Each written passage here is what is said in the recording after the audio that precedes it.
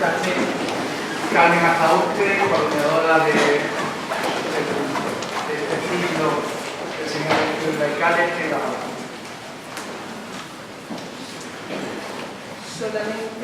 solamente decir que iniciamos ahora la segunda sesión de este Seminario de Estudios Laicales Miguel Mañara, en el que don Gonzalo Villarán Medina va a plantearnos una cuestión que yo creo que es muy importante, que es la crisis del compromiso comunitario, la nueva idolatría de Dios. La próxima sesión la tendremos la semana próxima, perdón, el 26 de marzo. Ya, es que yo me fijaba en el programa y hay un cambio, hay una modificación que después me dicen que vale. Me parece que el tema es lo suficientemente interesante y el ponente también nos dará pues toda una serie de orientaciones y cuestionamientos sobre el tema. Así que espero que disfrutemos con esta ponencia. Tiene la palabra para presentar a la ponente, el moderador de UX, José Antonio Moreno.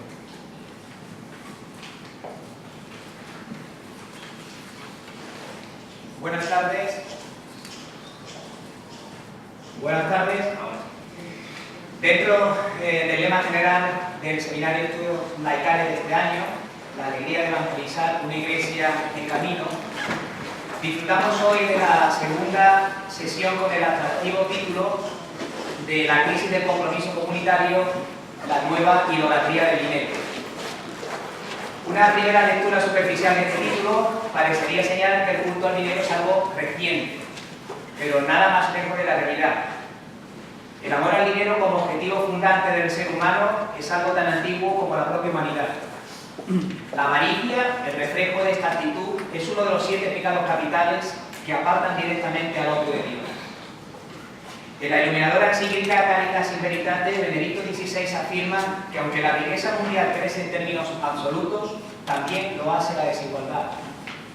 O que las empresas no solo deben satisfacer a los accionistas, a los shareholders, sino a todos los partícipes que se relacionan con ellas, los stakeholders. Más recientemente, el Papa Francisco, en la exhortación apostólica Evangelii Gaudium, denuncia la economía de la exclusión y de la inequidad, o la ideología que defiende la autonomía absoluta de los mercados y la especulación financiera. Para apostillar posteriormente de forma más clara, el dinero debe servir, pero no gobernar. Pero estas ideas no son nada nuevo, incluso para la historia del pensamiento económico llamado ortodoxo. A mitad del siglo XIX, el último economista de la denominada escuela clásica, la fundada por Adam Smith, John Stuart Mill, distinguió entre 2 tipos de leyes económicas: las que rigen la producción de los bienes y las que rigen la distribución de la riqueza general. Para la primera, este autor sí confiaba en la famosa mano invisible, en dejar actuar libremente a los mercados. Las segundas intuyó que las instituciones sociales intervenían y que por tanto el libre mercado no era la mejor forma de asignar. Había que evitar la concentración de la riqueza en pocas manos. Más tarde llegarían los movimientos socialistas utópicos y el socialismo científico, Karl Marx, que cuestionaría incluso a las primeras. Para iluminarnos sobre todo estos temas, tenemos la suerte hoy de contar entre nosotros a Gonzalo Villarán Medina. A Gonzalo le gusta llamarse, en primer lugar, jesuita y sacerdote, para a continuación aperillarse como profesor de Teología Moral de la Facultad de Teología de Granada, especializado en moral socioeconómica. Podrían aburrirles dándoles cuenta del completo currículum vitae de Gonzalo. Es licenciado en Administración de Empresas por la Universidad de Sevilla, licenciado en Teología por el Centre de París y doctor en Teología por la Boston College. Domina junto al español, el francés y el inglés. Tiene publicados 2 libros, 8 artículos en diversas revistas y ha participado en múltiples cursos y conferencias como ponente. Pero prefiero presentarle, aunque sé que luego me va a regañar, como un exponente de liderazgo jesuítico. Según Chris Lowney, el liderazgo de los jesuitas parte de considerar que todos somos líderes, ya que dirigimos, a pequeña o a gran escala, durante toda nuestra vida. Nace del interior y es un proceso continuo que no surge de un acto concreto, sino que determina una forma de vivir. Los 4 valores en los que se cimenta este liderazgo son el conocimiento de sí mismo, el ingenio, el amor y el heroísmo. Gonzalo, como buen jesuita, desciende periódicamente a ese encuentro profundo con el yo interior en presencia de Dios, que constituye la experiencia del mes de ejercicio espiritual. Del ingenio, descuídense, nos dará cumplida cuenta en su ponencia de hoy. Sobre el amor, solo una muestra. Sus alumnos dicen de él, parafraseando a San Ignacio, que como profesor le gusta enseñar más por amor que por temor. Por último, Gonzalo está llamado a asumir altamente la compañía de Jesús de la próxima década. Hasta el momento ha demostrado, como pedía San Ignacio para los jesuitas, vivir con un pie levantado, siempre listo para las oportunidades que se ofrezcan. Con ustedes, Gonzalo Villagrán Medina. Muchísimas gracias. Bueno, teníamos este tema, la crisis del compromiso comunitario, la idolatría del dinero. Básicamente son unas reflexiones sobre la lectura que hace el Papa Francisco de la realidad económica actual, y así quiero un poquito plantear una reflexión un poquito amplia a partir de esa expresión, vamos a un poquito de interpretación en ese caso de la expresión. Como profesor que soy, me gusta un poco de rigor, por lo tanto les invito a que miren detrás de la oración está, aparte del esquema, le mandé a los párrafos exactos de la Evangelii Gaudium, donde se hace referencia a la idea de una idolatría del dinero. Y si me permite, los voy a leer para que nos resuenen y hablemos de algo que sabemos lo que es. Dice, el título, no a la nueva idolatría del dinero. Una de las causas de esta situación se encuentra en la relación que hemos establecido con el dinero, ya que aceptamos pacíficamente su predominio sobre nosotros y nuestras sociedades. La crisis financiera que atravesamos nos hace olvidar que en su origen hay una profunda crisis antropológica, la negación de la primacía del ser humano. Hemos creado nuevos ídolos, la adoración del antiguo becerro de oro, ha encontrado una versión nueva y despiadada en el fetichismo del dinero y en la dictadura de la economía sin un rostro y sin un objetivo verdaderamente humano. La crisis mundial que afecta a las finanzas y a la economía pone de manifiesto su desequilibrio y, sobre todo, la grave carencia de su orientación antropológica que reduce al ser humano a una sola de sus necesidades, el consumo. Mientras las ganancias de unos pocos crecen exponencialmente, las de la mayoría se quedan cada vez más lejos del bienestar de esa minoría feliz. Este desequilibrio proviene de ideologías que defienden la autonomía absoluta de los mercados y la especulación financiera. De ahí que nieguen el derecho de control de los estados encargados de velar por el bien común. Se instala una nueva tiranía invisible, a veces virtual, que impone de forma unilateral e implacable sus leyes y reglas. Además, la deuda y sus intereses alejan a los países de las posibilidades viables de su economía y a los ciudadanos de su poder adquisitivo real. A todo ello se añade una corrupción ramificada en la evasión fiscal egoísta que ha asumido dimensiones mundiales. El afán de poder y de tener no conoce límites. En este sistema que tiende a favorizarlo todo en orden a acrecentar beneficios, cualquier cosa que sea frágil como el medio ambiente queda indefensa ante los intereses del mercado limitado convertidos en regla absoluta. Bueno, perdonen ese trabajo de leer, pero creo que es bueno tener delante, o digamos en el fondo, cómo se expresa el Papa Francisco, cuál es un poco el tono y el estilo de lo que dice. Esos 2 párrafos que les acabo de leer están insertos en el segundo capítulo de Evangelii Gaudium y quiere ser un poco una lectura de la realidad. Antes de hablar de la evangelización, quiere hablar de cuál es la realidad que quiere evangelizar. Y es muy importante que él dice que no quiere hacer un análisis sociológico, sino un discernimiento evangélico, buscando el buen y el mal espíritu. para los que lo puedan conocer, está todo el fondo de la tradición ignaciana presente en esta idea. En cualquier caso, no se trata de un estudio, cuando hablo de ideología, idolatría del dinero, no es un estudio o un análisis, es un discernimiento a la luz de la fe, de la realidad actual. Y dice, bueno, y ese análisis dice hay una serie de tentaciones para la Iglesia, por lo tanto, eso quiere decir que cuando hablamos de idolatría del dinero, también eso nos puede tocar, es una tentación que también nos llega como Iglesia que está inserta en este mundo. Y bueno, y entonces él utiliza ese término, que es un término muy fuerte, idolatría del dinero. La verdad que, no sé, pero no es un término así como muy políticamente correcto, como para hacer muchos amigos, como cuando si quiere ir al Fondo Monetario Internacional no va a hacer muchos amigos el Papa Francisco con ese término. Bueno, pues vamos a contar un poquito qué quiere decir con profundidad y a partir de ahí sacar un poco una intuición, quiero un poco transmitirles una intuición como cómo podemos evaluar la situación económica actual, o más que la situación, porque no quiero hablar tanto de datos, sino la interpretación económica de la realidad que estamos compartiendo en todos lados. Incluso yo les diría, lo que ustedes escuchan en la televisión, que también va a estar marcado por esto, o lo que lean en los periódicos, o la opinión común que se cruza en el café por las mañanas. Me han dicho que la bolsa ha subido, ha bajado. Hay un cierto fondo de todo eso que el Papa interpreta como una idolatría del dinero. Lo primero es hacerles caer en la cuenta que la expresión pudiera ser problemática. Digo, nos gusta, nos parece bien, nos gusta el Papa Francisco, nos transmite su persona, pero la verdad que si nos sentamos un momento y lo pensamos, es una expresión problemática.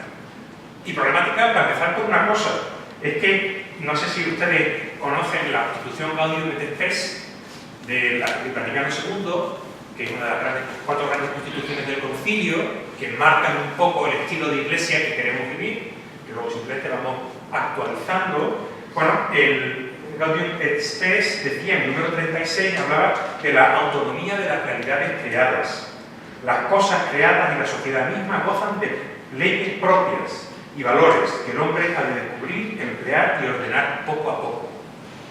Esa idea, la realidad, la sociedad tiene sus leyes propias, es una invitación, como ustedes ven, a valorar las ciencias, incluida la ciencia económica.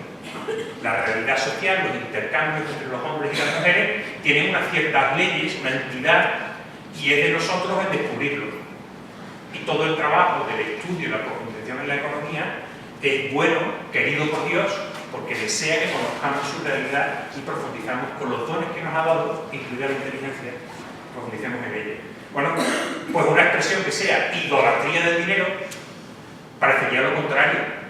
Parece una especie de rechazo, repulsa de lo que sea la economía, el intercambio, el razonar sobre las formas que adopta el intercambio entre las personas. Por lo tanto, parecería un poco en contradicción con esa línea que introdujo Gaudium et Spes de valorar la realidad terrena y sus reglas. Bueno, les digo esto para que vean, bueno, es una expresión que requiere interpretar así la realidad económica, requiere un momento para pensarlo bien. Bueno, también hay que ver que, para ir entrando y matizando, el mismo Gaudium et Spes dirá autonomía de las realidades terrenas, que no quiere decir autonomía de Dios. Bueno, luego aquí hay un matiz que luego veremos que permite ir interpretando correctamente la expresión del Papa Francisco. En cualquier caso, el Papa Francisco, en ese tono de discernimiento evangélico y no de análisis sociológico, y por lo tanto, como todo género literario tiene sus reglas, y unas reglas que le dan una mayor libertad de expresión, se puede hablar con más libertad cuando se hace ese tipo de discernimiento, pues lee la realidad económica, o la lectura económica actual de la realidad, la lee a la luz del pasaje del Éxodo 32, del 1 al 35, el pasaje del becerro de oro. Entonces, con esa idea, que ni siquiera está en el texto de los párrafos, el título de los párrafos, lo que está diciendo es, en la realidad económica actual se da la misma dinámica que la Escritura reconoce en la adoración al becerro de oro.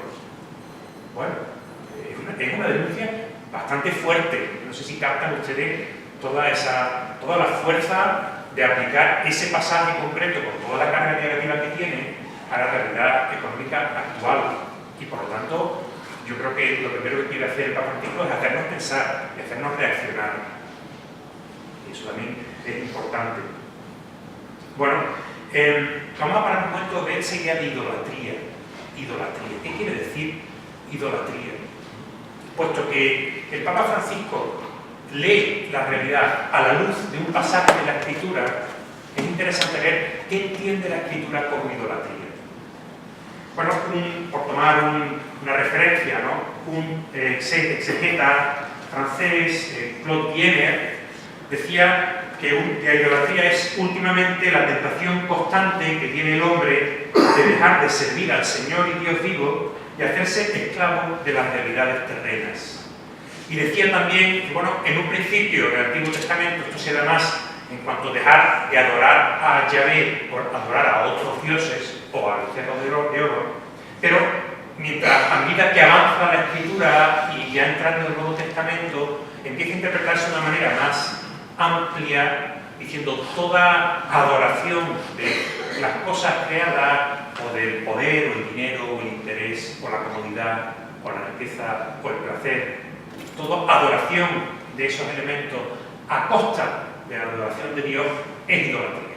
Y se ve esa lectura cada vez más profunda y más amplia de esta idea de idolatría en la Escritura. Bueno, eso quiere decir que el Papa Francisco, cuando mira la realidad económica, y ya digo, más que la realidad económica es la lectura económica de la realidad que se hace hoy, o el pensamiento común económico, o la opinión común sobre la realidad económica que hay ahora, considera que hay una actitud de adorar las cosas creadas a costa de la auténtica adoración de Dios. Bueno, como digo, una denuncia fuerte, muy fuerte. Así no se hacen amigos en el Fondo Monetario Internacional. Entonces, ¿qué podemos decir? Bueno, lo primero, no se trata, cuando habla así el Papa Francisco, de un rechazo de la economía en general, o de la ciencia económica, o de los economistas, o de los banqueros. No se trata de, digamos, anular o rechazar de forma radical todo el conocimiento que la humanidad tiene de los intercambios entre los seres humanos. Y no es así porque decir algo así no sería coherente con la tradición social de la Iglesia hasta este momento. Les pongo como ejemplo, Juan Pablo II, en el 70º año, del año 91, en el párrafo 42, alababa una economía que en sus palabras reconozca el papel fundamental y positivo de la empresa, del mercado, de la propiedad privada y de la consiguiente responsabilidad para con los medios de producción, de la libre creatividad humana en el sector de la economía. Como ven, son los grandes principios por los que funciona la economía actual, y la alababa, esos elementos de la economía. Era otro contexto, era la caída del muro de Berlín, pero de alguna manera está hablando bien del funcionamiento de la economía corriente. Luego, no se trata de un ataque a la economía como ciencia, conocimiento o como forma de organizarla. Sí nos puede aclarar que en el mismo párrafo del 70º año, por lo tanto, inmediatamente después de esto que les acabo de leer, Juan Pablo II decía, denunciaba una economía en la que la libertad en el ámbito económico no esté encuadrada en un sólido contexto jurídico que la ponga al servicio de la libertad humana integral y la considere como una particular dimensión de la misma, cuyo centro es ético y religioso.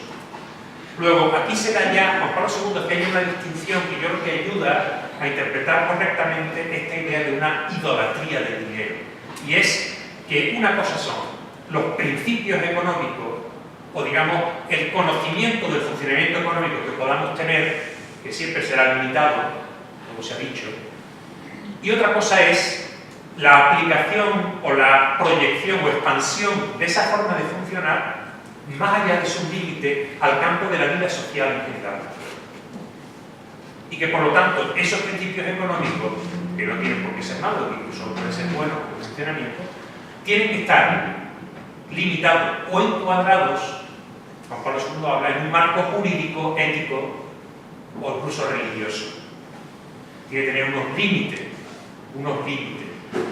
Luego está el tema, aquí hay un tema que nos va a ayudar y son dos planos diferentes. Uno es el plano de la ciencia económica, otro es el plano de la vida social, y es necesario establecer límites.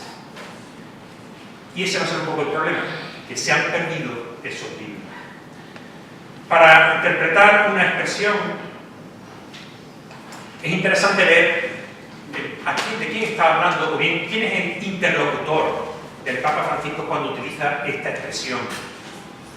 Y en ese sentido quería tener unas notas sobre la corriente liberal en economía, porque de hecho dice en uno de los párrafos que hemos leído, en el texto que tienen ustedes, el Papa, cuando hace esta denuncia fuerte, habla de una ideología que defiende la autonomía absoluta de los mercados. El párrafo 56. Una ideología que defiende la autonomía absoluta de los mercados. Bueno, pues aquí se puede encontrar, se puede identificar quién es el interlocutor del Papa Francisco. Pues son corrientes económicas que absolutizan la libertad de mercado. Digo, absolutizan. Y por lo tanto podemos ver un poco cuáles son o qué líneas hay en la economía o la corriente liberal de economía ahora mismo que podamos identificar aquí. La corriente liberal de economía que marca un poco ahora mismo todo el paradigma económico, pues ha sido un poquito problemática para la Iglesia desde el principio. Porque si se acuerdan ustedes de Adam Smith, con la idea de la mano invisible, lo que Adam Smith propone es que, de hecho, si cada uno sigue su propio interés y dejamos a la gente que siga su propio interés y el Estado no pone leyes que coarten la búsqueda del propio interés, las cosas por sí solas o por una mano invisible van a organizarse de la mejor manera posible. Bueno, si ustedes ven ya aquí, hay un problemilla, por ejemplo, con valores cristianos o con virtudes cristianas, como pueden ser la caridad o la generosidad. Si yo tengo que buscar mi propio interés y eso resulta que es lo mejor para la sociedad, esto va a tener problemas. Entonces, este va a ser el diálogo y la controversia de la corriente liberal con el pensamiento cristiano, el pensamiento social cristiano.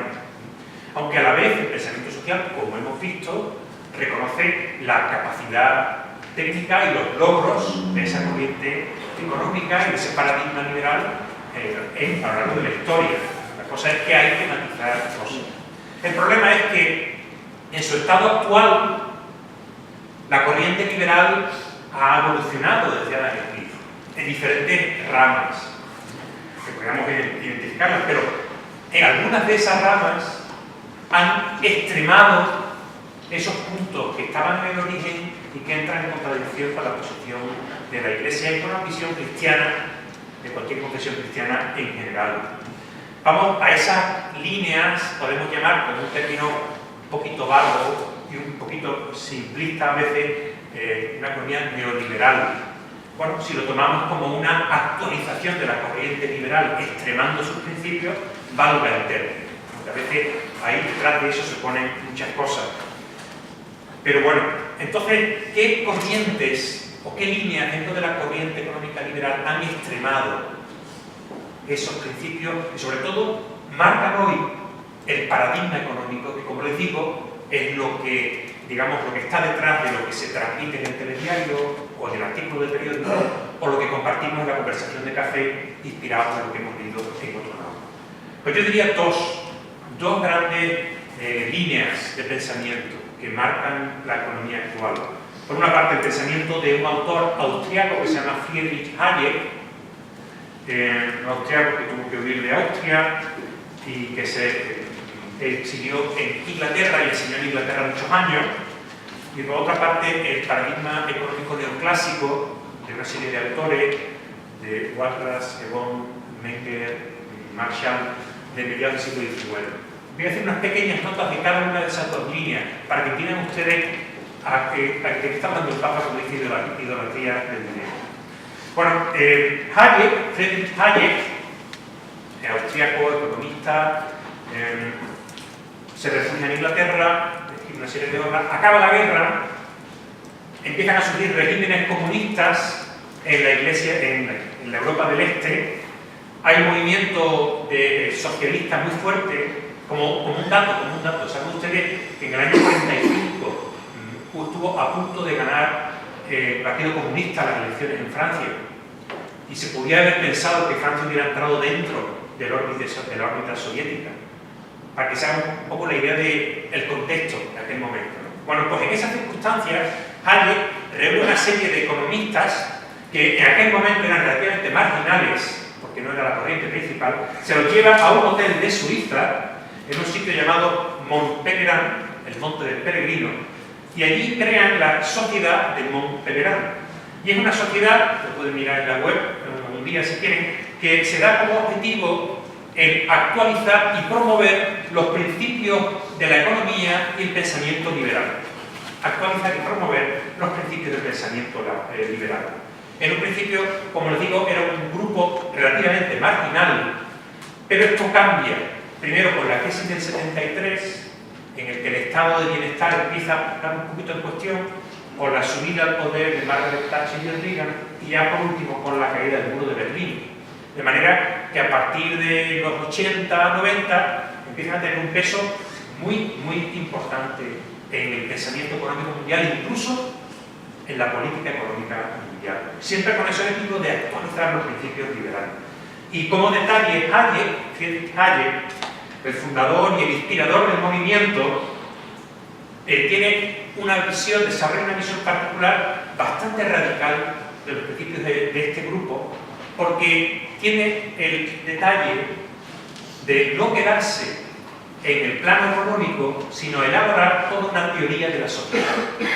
Acuérdense que les decía que ya Juan Pablo II nos enseñaba a separar el mundo de la economía y el mundo de la sociedad, de la cultura, como dos ámbitos que hay que separar. Pues aquí tenemos un autor que empieza a expandir el mundo económico hacia el mundo de la sociedad. Y entonces Hayek defiende que las sociedades actuales tan extraordinariamente complejas como son las nuestras, tan grandes, complejas, con organizaciones tan complicadas y con tantas ramificaciones y conexiones, ya no se rigen por los funcionamientos de la sociedad tradicional, que dice él. Esto funciona de otra manera. ¿Cómo funciona? Pues él habla de un orden nuevo que él llama la catalaxia. Eso viene de catalatein, que en griego significa intercambiar, el orden del intercambio.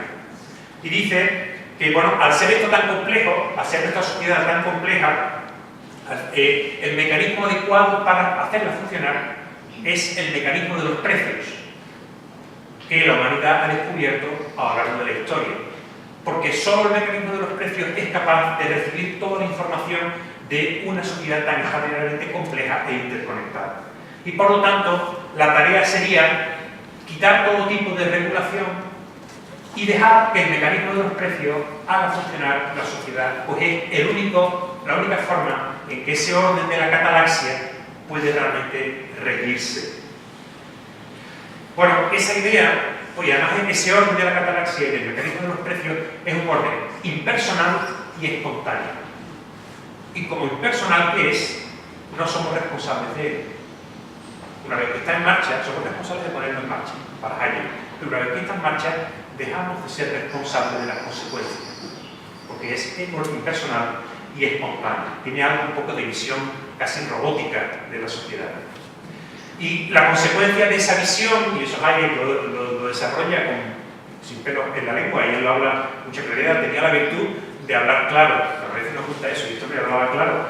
Dice, esto lleva a que para él no existe bien común en la sociedad, no hay bien común, todo lo que es un orden espontáneo, no hay justicia social, no tiene sentido pensar en la justicia de un orden impersonal, y por lo tanto no tiene sentido intentar organizar mejor o más justamente las relaciones sociales. ¿De acuerdo? Relaciones que están marcadas por el pensamiento económico. ¿De acuerdo? Esa es la visión de Friedrich Hayek, que, como les digo, a partir de los 80 y los 90 ha adoptado una influencia en el mundo económico y político enorme. Y como les digo, su pensamiento parte de la economía, pero se va expandiendo y proyectando sobre la vida social y acaba elaborando toda una teoría, incluso una teoría de la justicia. La justicia es el resultado del mecanismo libre de los precios. Pero les decía, dos líneas, una Friedrich Hayek, otra el paradigma neoclásico en teoría económica. Y este tiene también mucha importancia. Vamos a ver, este paradigma es, digamos, toda una serie de autores que trabajan a mediados del siglo XIX, de mediados del XIX hasta el final. Les digo algunos nombres por si a uno le pueda sonar, y si no, para que les suene a partir de ahora: Karl Menger, Stanley Gibbon, Leon Walras y Marshall. Y todos ellos, digamos, son una segunda generación de economistas. Si tenemos la primera, que es Adam Smith, Stuart Mill, Ricardo, que son los que elaboran el primer pensamiento, tenemos a Karl Marx, que critica ese primer pensamiento, es una crítica muy fuerte, que digamos toca a los pilares del pensamiento económico. Pues aparece una segunda generación liberal que elabora un pensamiento económico capaz de aguantar la crítica de Marx. Y por lo tanto, un pensamiento valioso y poderoso. Un término un poquito bruto, pero digamos un pensamiento fuerte.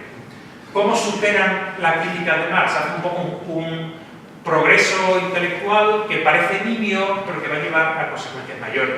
Y es que si hasta ahora tanto Smith y Ricardo, o sea, la primera generación de economistas liberales y Karl Marx tienen un punto fundamental en común, curiosamente, que los iguala mucho, y es que tienen la misma teoría del valor. Consideran que el valor de las cosas, esta mesa, este edificio, lo produce es el producto del trabajo que ha costado elaborar ese producto, del trabajo invertido, de las horas de trabajo, ¿de acuerdo? Y esto es lo que le permite a Marx desarrollar su crítica. Estos autores que les digo, de la escuela neoclásica, de la segunda generación, lo que van a decir es romper eso con una cosa que por otra parte probablemente tengan razón, y es decir, el valor de esta mesa o de este edificio no lo va a tener el trabajo invertido en él. Lo que estamos dispuestos a pagar lo va a determinar la utilidad que nos produzca. La utilidad que nos produzca. Y en eso probablemente tiene razón. Yo pago por la utilidad que me dé.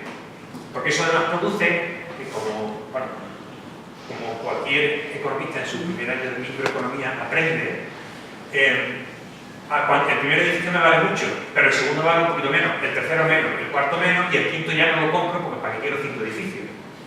La utilidad es decreciente ese edificio. Y entonces el precio de un producto, si hasta ahora era cuánto trabajo se había implicado ahí, ahora va a ser simplemente qué utilidad me reporta el último bien que adquiero. El quinto edificio que adquiero o la tercera mesa que compro, ¿de acuerdo? Y esa utilidad que se llama la utilidad marginal del último bien que compro va a acabar determinando el precio del bien, porque es lo que yo estoy dispuesto a pagar por él. Bueno, como ven ya aquí, del mismo término de utilidad, inmediatamente pueden ver una conexión con toda la filosofía utilitarista del siglo XVIII y XIX. Ya hay un poco los fundamentos filosóficos detrás de esto. Pero lo más interesante, más allá de este detalle, que permite entender también valorar el progreso intelectual que supone este paradigma neoclásico, lo importante es que al plantear así el precio, esto es fácilmente matematizable. Es muy fácil elaborar una función matemática por el cual yo determine qué utilidad me reporta el último edificio comprado. Tengo que poner algunos supuestos y evitar problemas, pero se puede matematizar. Y el hecho de que yo pueda expresarlo matemáticamente, eso tiene mucho caché. En el mundo intelectual, si yo les digo una cosa con una fórmula matemática, parece que tengo más razón. Entonces, el hecho de que hayan podido expresar los principios de la teoría matemáticamente ha dado una enorme autoridad intelectual a este paradigma. De tal manera que este paradigma es el que marca el estudio de la economía en cualquier facultad de economía del mundo a día de hoy. Pero el estudio de la economía hoy en día no es una ciencia plural, todo lo contrario, es bastante monolítica. Se estudia una corriente muy concretas, con algunos matices, pero un paradigma científico muy, muy concreto. Y es casi imposible salirse de él. Y mucho hace esa enorme autoridad intelectual. El detalle es que para poder matematizar algo, es decir, para simplificar la realidad en una fórmula matemática, tengo que simplificarla. Y tengo que plantear una serie de axiomas que la simplifiquen. Suponiendo que, entonces esta fórmula funciona. Claro, el problema está en qué supuestos hablo. Y uno de los supuestos, y este es el más gordo, el más problemático, es suponiendo que todo ser humano busca siempre maximizar su satisfacción y la utilidad que obtiene de los bienes. Y eso, digo, cualquier manual de microeconomía, cuando empieza a estudiar los modelos de mercado, parte de ahí, suponiendo que la información es perfecta, suponiendo que no hay barreras de mercado, y suponiendo que las personas buscan maximizar su beneficio. ¿No? Aquí está el problema. Las personas buscan siempre maximizar su beneficio. No siempre. No siempre. Hombre, es que sí, pero no siempre. Ni siquiera siempre que uno, en el mundo de la empresa. No siempre. Hay otros motivos. Esa idea, ese axioma de la teoría, es lo que se llama a veces el hombre económico. Es un supuesto, una interpretación del ser humano como hombre económico, como hombre que solo busca su beneficio. Si solo quedara ahí, bueno, lo sabemos, lo podemos criticar, podemos limitar, digamos, las implicaciones de esta teoría. El problema es que si unimos una teoría, un paradigma económico de una enorme autoridad que se enseña en todas las facultades de economía, que es aprendido por generaciones y generaciones de jóvenes, que luego escriben en periódicos, que luego hablan en telediarios, por tanto marca la visión general. Y si eso lo unimos a unas líneas de pensamiento como la de Friedrich Hayek, que invitan a proyectar esa idea sobre la totalidad de la sociedad, entonces tenemos que empezamos a ver a la sociedad entera, a la vida social completa, como funcionando según la misma lógica del hombre económico. Y entonces sí tenemos algo que empieza a parecerse a una cierta idolatría del dinero. Y es que empezamos a, nosotros, los gobiernos, las empresas, las asociaciones, los partidos políticos, empiezan a pensar la sociedad como un grupo de seres que buscan constantemente su máximo beneficio y que no tienen otra motivación. Bueno, ¿cómo podemos evaluar esta expresión del Papa Francisco, la idolatría del dinero? Lo primero que les decía, se trata, y como el mismo Papa Francisco dice, de un discernimiento evangélico, no un análisis económico o sociológico, que es un género literario un poquito más libre. Pero aún desde ahí, lo que el Papa Francisco está haciendo es juzgar o llamar la atención, o señalar, o incluso denunciar esa especie de visión economicista del conjunto de la sociedad y la cultura que se ha ido metiendo sin darnos cuenta. Y ya no solo en los manuales de economía, sino en el conjunto de la sociedad. Y como les decía al principio, aquí acabo hablando de las tentaciones de la Iglesia y de la crisis del compromiso comunitario, del compromiso, por lo tanto, de la Iglesia. Por lo tanto, es algo que también está en nosotros. Bueno, pues ¿cómo valorarlo? Pues con dos elementos. Primero, esta expresión idolatría del dinero, lo que está diciendo el Papa es que existe un contraste entre la visión del hombre presente actualmente en el paradigma cultural marcado por la economía y la visión del hombre de la escritura. ¿En qué sentido? Pues si nos fijamos en la escritura tal como está, leemos un poco el conjunto de la escritura, ¿no? Donde él toma, el Papa Francisco toma esa cita del Éxodo, pero si leemos el conjunto, ahí Léon Dufour, un exégeta francés, que hace un momento intenta describir la antropología, la visión del hombre y de la mujer en el conjunto de la escritura. Lo hace Léon Dufour en tres tiempos.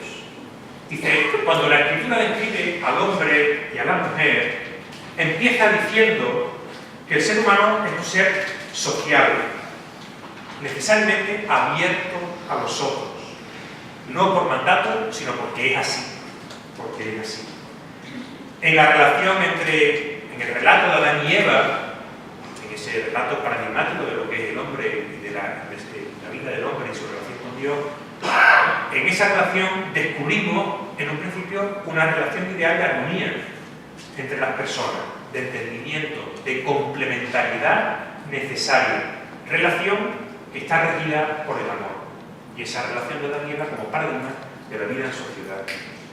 Pero, dice Leon Dufour también, la escritura continúa, también nos dice que está la caída de Adán y Eva, como relato paradigmático también de la experiencia de división, de ruptura de la solidaridad, de la destrucción, la desconstrucción de las relaciones de fraternidad. Y ese relato que continúa luego con la Torre de Babel, Caín y Abel, etc., muestra la creciente división entre los hombres y las mujeres, de los seres humanos. Aquí, en este momento, sí podríamos meter ese hombre económico, ese hombre que busca solo su interés. Sí, efectivamente, la caída de Adán y Eva parece crear un espacio donde hay una dimensión del ser humano que sí pudiera acercarse a esa visión de la teoría económica, aunque no corresponde al comienzo del ser humano. Pero también la escritura, y eso Leon Dufour nos muestra, no acaba ahí, sino que continúa, y en todo el progreso del Antiguo Testamento se va incluyendo y luego se explicita. El hombre está llamado a más, el hombre y la mujer está llamado a más, y Cristo muestra la realidad de lo que el hombre está llamado, y acabando con las divisiones entre los hombres, volviendo a introducir la armonía, la caridad y la unión. Estamos llamados a más. Y estamos invitados a un esfuerzo constante por superar y vencer al hombre viejo y sus pasiones.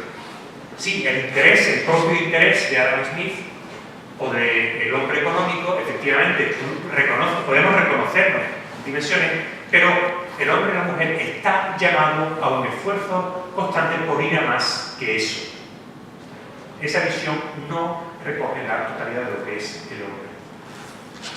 Bueno, entonces, como vemos, aquí hay un conflicto de visiones del hombre, entre la de la escritura y la que refleja el fondo cultural de nuestra sociedad.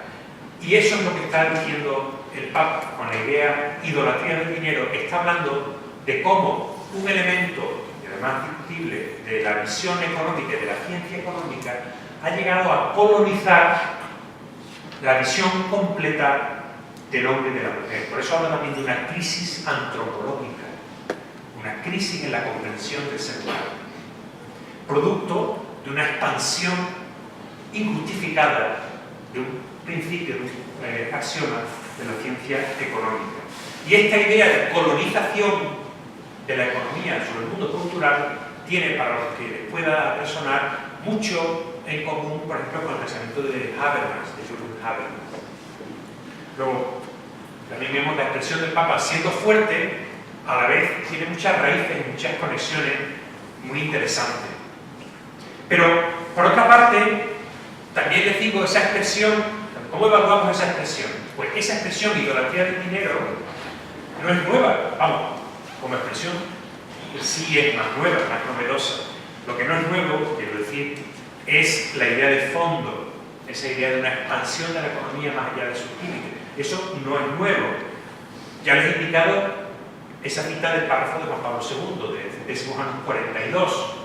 Estos principios económicos, sí, pero una economía que los aplique sin tener en cuenta la ética del ser humano, la decisión, el marco jurídico o la religión, es una economía sí, no. Bueno, esa idea, esos dos planos de la necesidad de limitar el plan económico, ya estaba en Juan Pablo II, pero todavía está con mucha más fuerza, incluso diría con más radicalidad, en Benedicto XVI, que en Caritas in Veritate habla incluso que hoy en día en la economía se reconocen los efectos del pecado. Una denuncia de esa expansión ilegítima y justificada de la economía, incluso más fuerte. Una economía que se exonera de cualquier evaluación moral y de justicia. Recuérdense que Hayek decía que no existe la justicia social. Incluso Benedicto XVI va más allá y propone e incluso invita a desarrollar paradigmas alternativos concretos. Y habla, por ejemplo, de la economía de comunión, que creo que hace poco también se habló aquí en esta casa. Y lo señaló como una alternativa interesante que era necesario explorar. En ese sentido, esa denuncia, lo que añade probablemente Francisco es la fuerza en la expresión, la claridad, la idea, digamos, que agarra, la idea que agarra, idolatría del dinero. Pero la posición de fondo está en continuidad con todo el pensamiento social de la Iglesia hasta ahora. Es simplemente una formulación más fuerte, con más garra, de una idea que ya estaba antes. Y quería ahora también hacer una pequeña reflexión que me parece oportuna, dado, primero, que el Papa Francisco es jesuita, que tiene un fondo de la tradición ignaciana, dado yo mismo como jesuita, y el hecho de que, entre otros, también la comunidad de vida cristiana, la comunidad laical ignaciana, pues invita a este acto. Y es, bueno, y esta expresión se puede encajar en la tradición ignaciana, que es la del Papa, encaja en la tradición ignaciana, porque también es problemática, pudiera ser problemática para la tradición ignaciana, en el sentido que, si ustedes, bueno, pues conocen, y si no, yo les comento, la tradición ignaciana tiene un poco se la asocia una valoración fuerte de la cultura, del estudio, del pensamiento.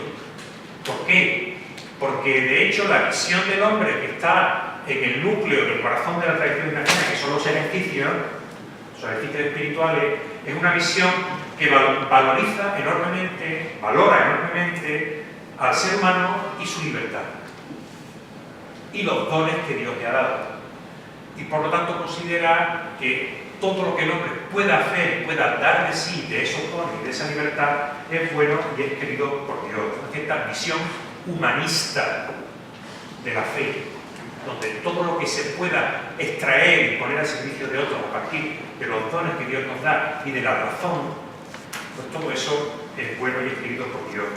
Por eso también el Papa Francisco, a ver si han leído la entrevista que le hicieron de la Archivíscopa Católica, pues demuestra un enorme gusto por la literatura, la música, un poco de formación también ahí jesuítica e ignaciana.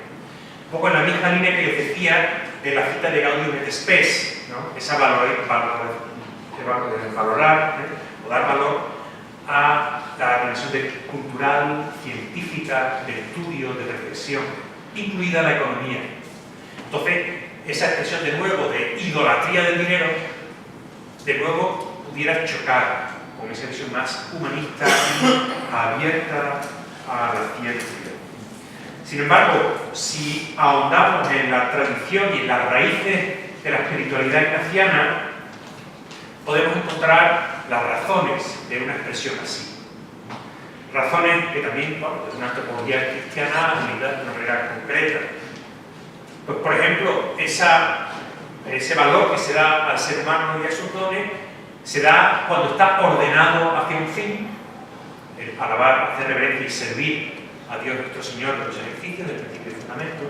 Luego sí, los dones, el conocimiento, la reflexión, pero ordenado a un fin. También en los ejercicios eso se da al final de un proceso que tiene una parte purgativa también, penitencial de primera semana, porque el hombre no siempre está bien ordenado. Por lo tanto, ese buscar su interés de Adam Smith, bueno, para que eso sea y vaya bien hay que purgar, hay que purificar muchas cosas, porque también Ignacio reconoce en los ejercicios que nuestra libertad puede estar muy condicionada y que hay que liberar nuestra libertad de condicionantes, de cosas que nos impiden elegir con auténtica libertad, con la libertad de los hijos de Dios, que nos impiden salir de nuestro propio amor, querer, interés. Luego, buscar el propio interés, como dice el paradigma neoclásico, es problemático, porque no siempre eso va a ser bueno. Y porque en ese contexto, y en ese contexto de elección, resulta que el dinero, como símbolo, de ahí es donde quería yo llegar, el dinero tal cual, para Ignacio, simboliza, tiene un carácter simbólico, y bueno, la escritura es igual, ¿no? pero esto lo recoge Ignacio, simboliza todos esos condicionantes que impiden que nuestra libertad sea completamente libre. El dinero simboliza, recoge la comodidad, el placer, el estatus, el poder, el propio interés. Todo ese horizonte de condicionantes que nos hacen no ser libres, dice, está simbolizado por el dinero. Y esto se ve, hay varios puntos de los ejercicios que invitan a reflexionar sobre el dinero, de los 10.000 ducados ordinarios, sobre el dinero constante y sonante. Pero además, en la propia biografía de Ignacio hay diferentes momentos que se descubre una cierta repulsa al dinero físico. Dice, por ejemplo, que cuando le dan dinero en Roma para viajar a Jerusalén, pidió que se lo dieran en células, letras, como letras de cambio, porque no quería dinero físico. Una especie de repulsa casi visceral al dinero físico por esta conciencia de lo simbólico y la fuerza del dinero. Y por eso también tiene algunos puntos muy radicales Ignacio en las constituciones de la compañía, por ejemplo, el renunciar a todo tipo de rentas para las iglesias. O cualquier tipo, o el ofrecer gratuitamente los ministerios. Hay un rechazo a recibir dinero. Por eso ese simbolismo tan fuerte del dinero. Y esto explica ese enraizamiento de esa expresión idolatría del dinero, que puede muy bien encajarse en una tradición ignaciana que, a la vez de ser humanista y que es valorar la ciencia, el entendimiento y el pensamiento humano, a la vez guarda también esa reserva, vigilancia frente a todo lo que condiciona la auténtica libertad humana para ir hacia su fin, simbolizado por todas esas condicionantes en el dinero. Por eso también pues, se ve también la apropiación tan buena del Papa Francisco de esa tradición ignaciana que es la de muchos que estamos aquí. Bueno, concluyendo, caminos de salida de esa idolatría del dinero, caminos de salida.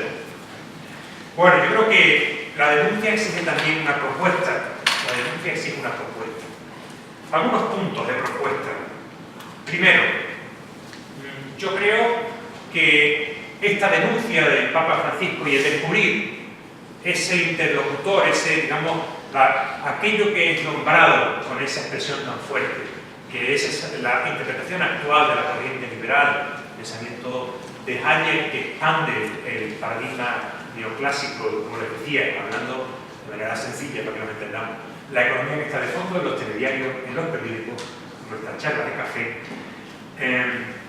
Esa economía es limitada y exige esa limitación que tenemos que reconocer, no es capaz de explicar bien la realidad, exige elaborar paradigmas alternativos, claramente. No estamos en un momento, digamos, conservador de la economía, estamos en un momento de experimentación o un momento que necesita pioneros o de búsqueda. Y en ese sentido yo les invito a mirar con buenos ojos y a escuchar todo lo que sea alternativas al paradigma monolítico actual, porque son necesarias. Y ahí podemos meter, desde luego, la economía de comunión, que Benedicto XVI señaló especialmente. Podemos meter también, por ejemplo, la alternativa al pensamiento liberal, diferente de la corriente, que plantea Amartya Sen, con su teoría del desarrollo como libertad, su teoría de las capacidades. Pero también podemos meter ahí cualquier experimento que ustedes vean de economía de autogestión o economía de uso común de los bienes o economía de cercanía a la tierra o a lo local, que les parezca incluso un poquito excéntrico, abran el oído, abran los ojos, y diría, abran el corazón, porque estamos necesitados de esas semillas de algo nuevo. Necesitamos paradigmas nuevos, porque el que tenemos, con toda su capacidad, que es mucha, es problemático y necesita ser ampliado, porque nos está reduciendo. Luego, primero, estamos necesitados, estamos en tiempo de búsqueda en la ciencia económica, estamos necesitados de creatividad, originalidad y valentía en el pensamiento económico y en la recepción de ese pensamiento. Si ven a veces algún grupo así más alternativo, alguna ONG que plantea cosas, abran el oído, los ojos y el corazón porque estamos necesitados de ese pensamiento. Tendrá que desarrollarse, porque no basta con intuiciones vagas, pero necesitamos desarrollar nuevos paradigmas. Pero los paradigmas llevan tiempo. Te digo, no simplemente lanzarse a ideas vagas. Los paradigmas llevan tiempo. Su desarrollo es lento y costoso. Por eso valoramos la ciencia y la reflexión y el pensamiento. Y por eso la fe lo valora, porque es una forma de servicio también a los hombres y las mujeres. Y llevará tiempo desarrollar nuevos paradigmas, aunque ahora descubramos sus semillas. Y en ese sentido, el economista jesuita Raúl González Fabre destaca que en ese tiempo intermedio, mientras la humanidad puede desarrollar nuevos paradigmas, la humanidad ayudada también por nuestra buena voluntad de recibirlo, necesitamos apoyarnos en el que hay, que es este paradigma neoclásico, tal como se enseña en las facultades de economía, en cualquier asignatura de economía 1, por un ejemplo. Pero entonces dice, necesitamos reinterpretar ese paradigma. Necesitamos reinterpretarlo para poder aprovecharlo. Y entonces González Fabre dice, lo que tenemos que hacer es, mientras encontramos paradigmas nuevos, limitar las pretensiones epistemológicas del paradigma actual. Es decir, tenemos que limitar la capacidad, la pretensión de conocer que tenga la economía. Cuando un economista nos diga, yo sé lo que pasa, yo sé lo que ocurre en la sociedad, hay que decir, mira, ve más despacio, sé más humilde en tus pretensiones de conocimiento, porque el instrumento científico que tiene es limitado, porque simplifica la realidad, por ejemplo, suponiendo que el hombre solo se mueve por el propio interés.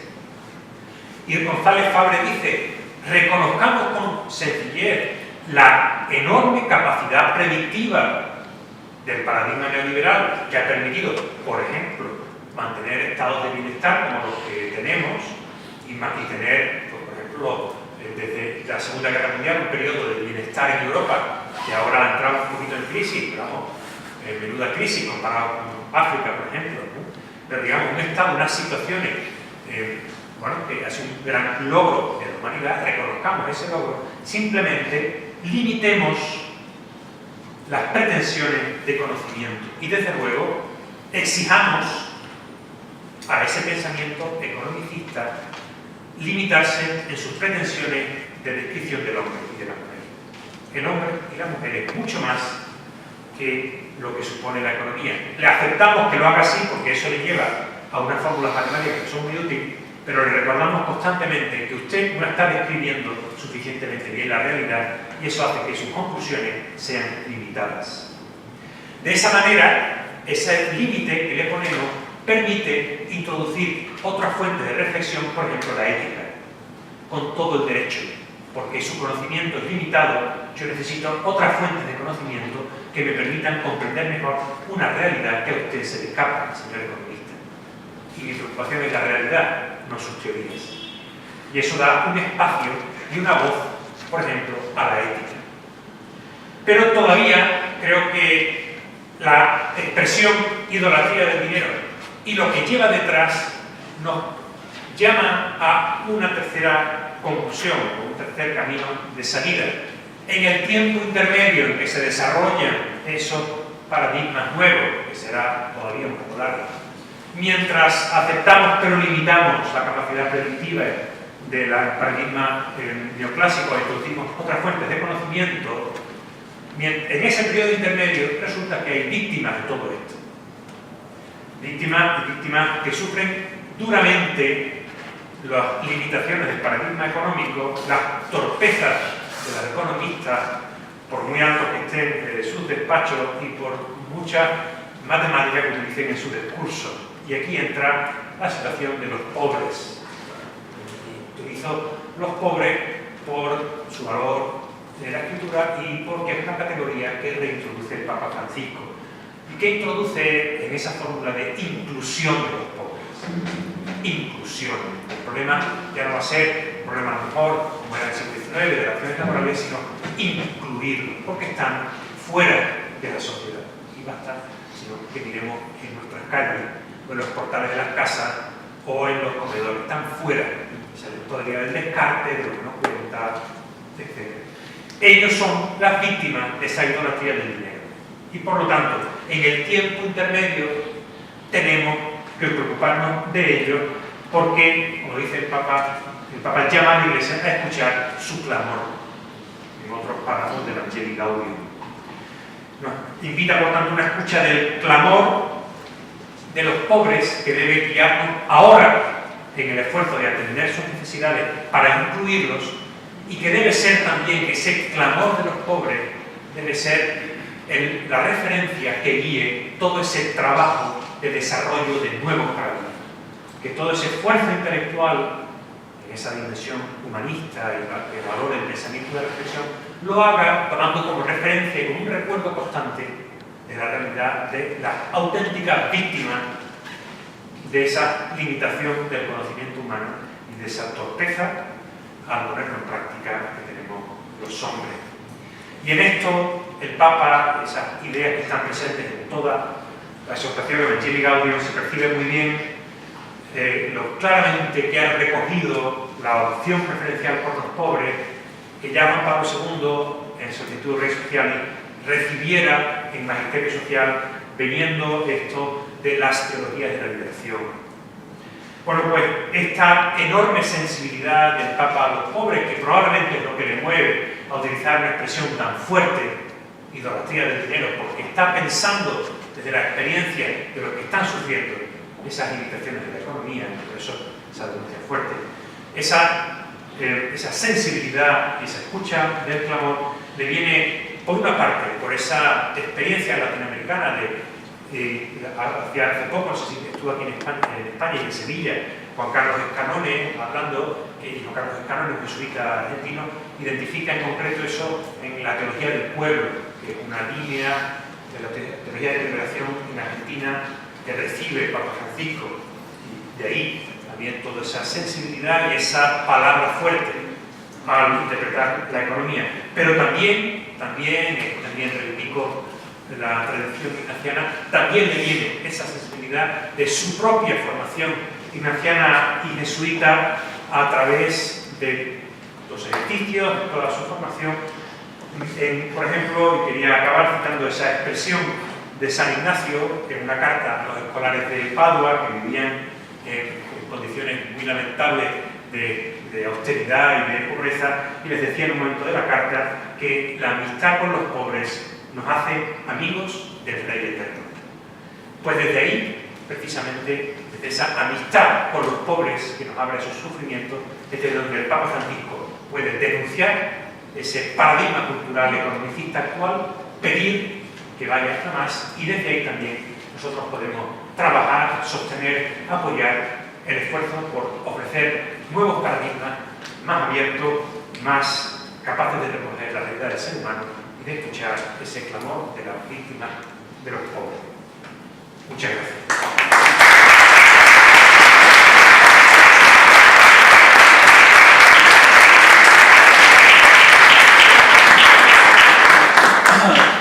Gracias al profesor Villagrán por trazarnos estos caminos de salida. Tiene la palabra ahora Fernando Parra Martín, presidente del Cursillo de Cristiandad en Sevilla, para moderar el debate. Le rogaría, si alguna persona tiene que salir, la puerta trasera está abierta.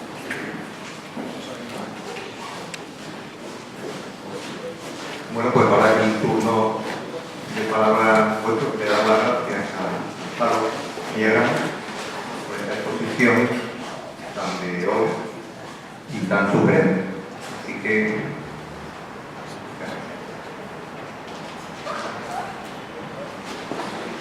No puedo las preguntas al mismo tiempo. sí. Ponte de pie y ahora se nos escucha más. Bueno, yo primero felicitarle por la ponencia y tan solo decir su exposición sobre Hayek me ha recordado cuando leí hace ya muchos años su libro Camino de Servidumbre.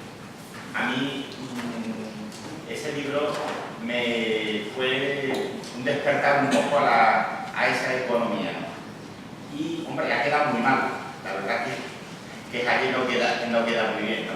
Pero yo creo que él también fue un profeta de su tiempo, porque de una forma muy clara predijo un poco la esclavitud del hombre que llevaba la economía socialista, ¿no? Y en ese sentido yo creo que hay que agradecerle eso. Y como pregunta, tan solo decirle, la Evangelio Gaudium, que yo creo, por lo que estamos haciendo un trabajo sobre ella, y aunque el mismo Papa dice que no es una exhortación de tipo social, yo creo que el gran contenido es social. Pero mi pregunta es, ¿aporta algo nuevo, alguna novedad a la doctrina social de la Iglesia?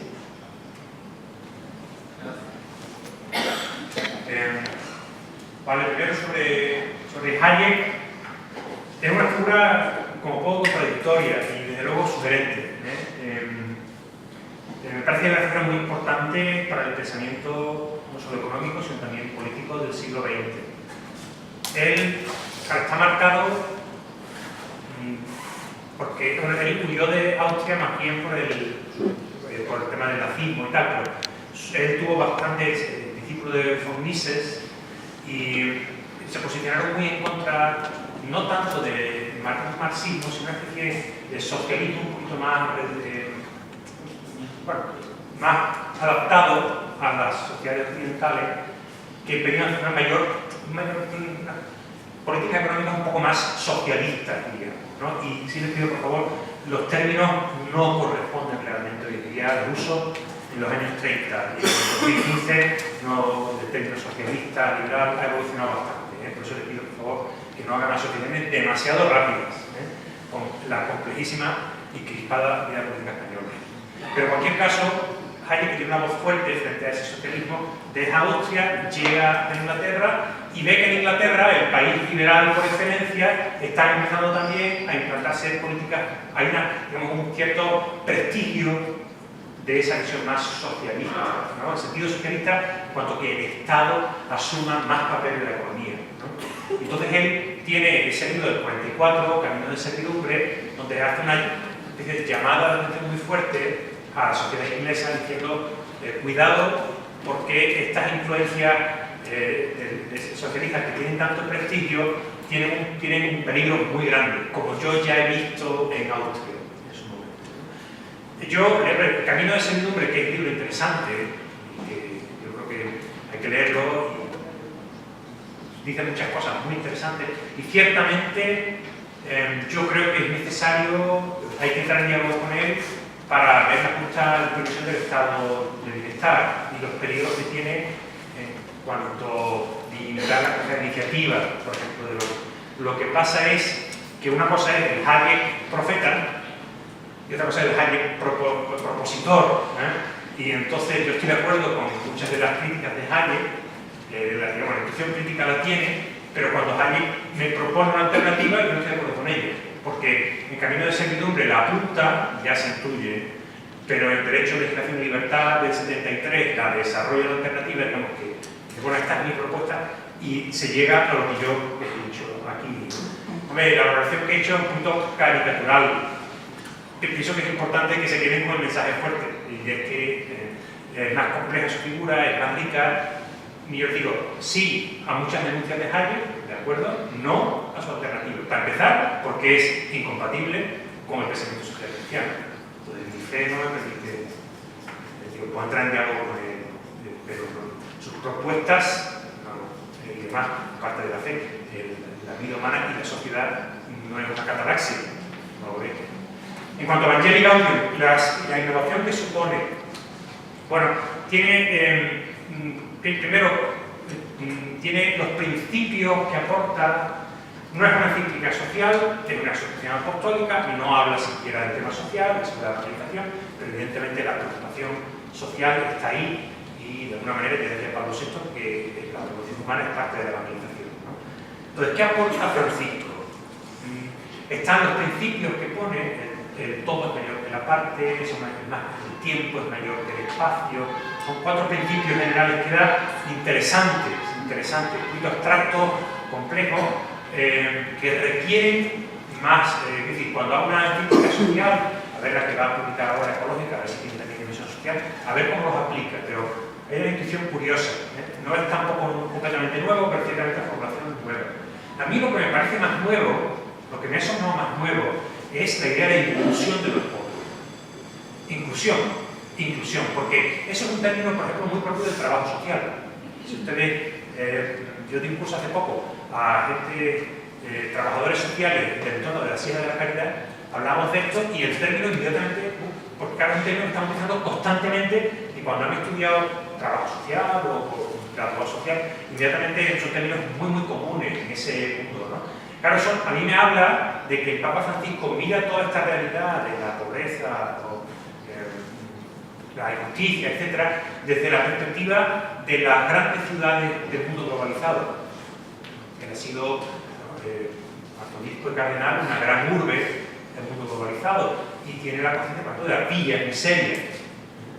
Aquí no tenemos villa miseria, como puede haber en Bogotá, o en Buenos Aires, o en Avignon, pero tenemos Torreblanca y tenemos la vivienda que empieza a parecerse peligrosamente una villa miseria, por ese nicho. Entonces, ahí el problema ya no es el problema laboral del siglo XIX, como les decía, ya no es el problema de las guerrillas de la América Central de los años 70. Ahora el problema es una sociedad, unos grupos sociales que quedan al margen, que la marcha del mundo globalizado los deja al margen. Entonces, el identificar ese como el gran tema de la dimensión social de la fe o de la misión social de la Iglesia me parece novedoso. La idea de incluir, de la inclusión, y por lo tanto el opuesto de la exclusión, no estaba hasta ahora.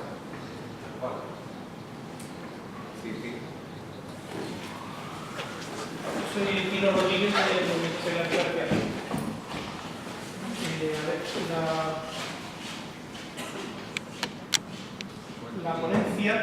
La ponencia tenía una primera palabra, una primera frase, después de parece que ha centrado en lo que es la nueva idolatría del dinero, pero hablaba de la crisis del compromiso comunitario.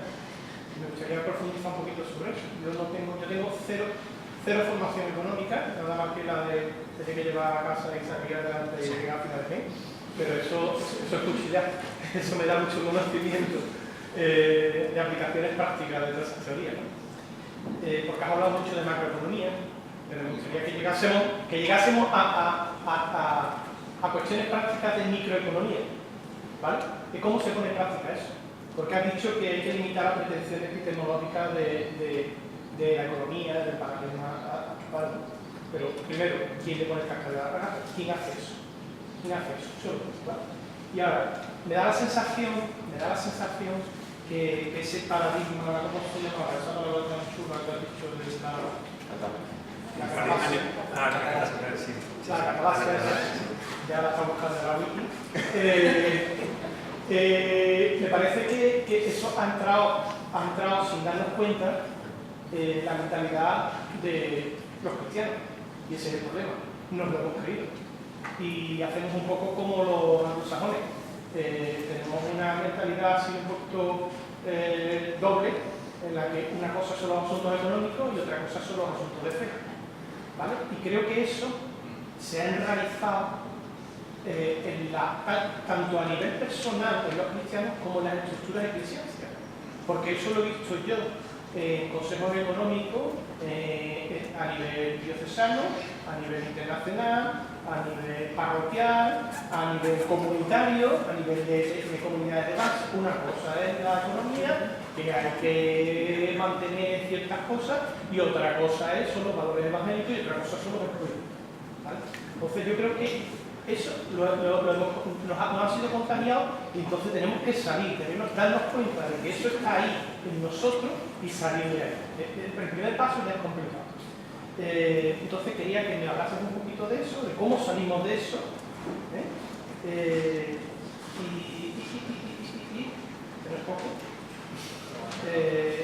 y sobre todo a nivel ya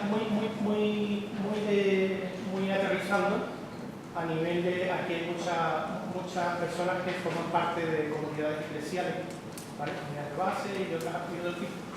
que también estamos metidos en esos fregados, también estamos contagiados por eso, y entonces hago una pista de cómo cambiar el rumbo, cómo cambiar el paradigma en nuestra cabeza, ¿vale? A nivel comunitario y a nivel familiar. Bueno, lo primero de limitar pretensiones epistemológicas, pues a lo mejor, por ejemplo, un botón, cuando usted hable, no tenga que decir, pues yo no sé de economía, eso es una pretensión injustificada, y es que usted le calle en la microeconomía. ¿Quién es para usted expresarse y dar su visión de la sociedad, de la Iglesia y de las relaciones entre los seres humanos que al fin y al cabo queremos explicar? Entonces, ahí es donde digo que culturalmente, por el propio prestigio intelectual, parece que o se habla en esos términos, o si yo hablo en esos términos ya no se puede decir otra cosa.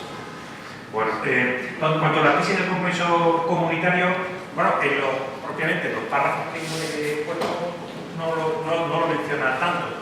En el conjunto del capítulo 2, dice, para hablar de lo que he ligado, para hablar de la evangelización, primero voy a ver cómo están las cosas, cómo está la realidad. Y entonces, esa lectura de la realidad le da ese discernimiento evangélico que decía, otra forma de acercarse a la realidad, no solo manifiestamente, el discernimiento evangélico, permite comprender la realidad. Dice, la interpretación de ella, en ese capítulo 2, casi general, hay una crisis del compromiso comunitario.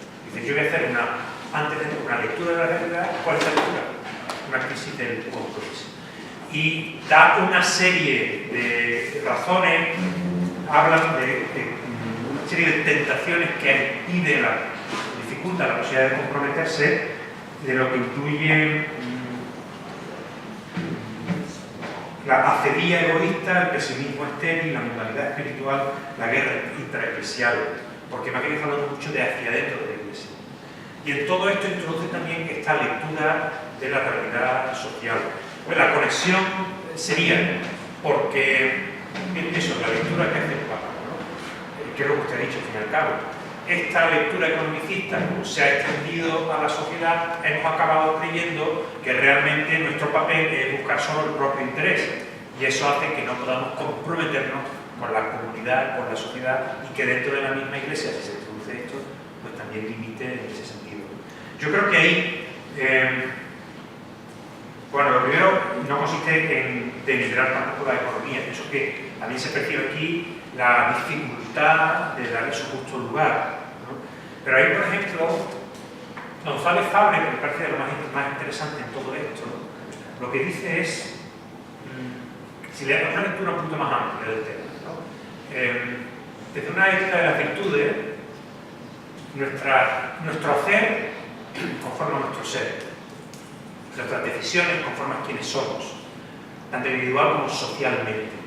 Entonces, lo que González Fabre dice es, si al final nos creemos que somos seres que buscamos solo el propio interés, acabaremos buscando el propio interés y eso va a conformarnos en nuestra personalidad y conformarnos socialmente como sociedad. Pero eso no es una cosa necesaria, es el producto de nuestras decisiones.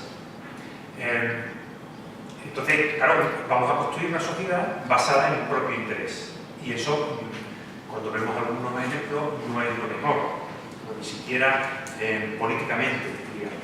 Entonces, lo que González Fabre dice es, en los juicios que hagamos, y aquí él habla incluso políticamente, incluso económicamente, lo justo en el sentido de lo auténticamente riguroso con la realidad, es tener en cuenta tanto la dimensión económica, pues sí, efectivamente, yo puedo predecir estas cosas, como la dimensión ética de decir, bueno, ¿qué tipo de sociedad quiero construir?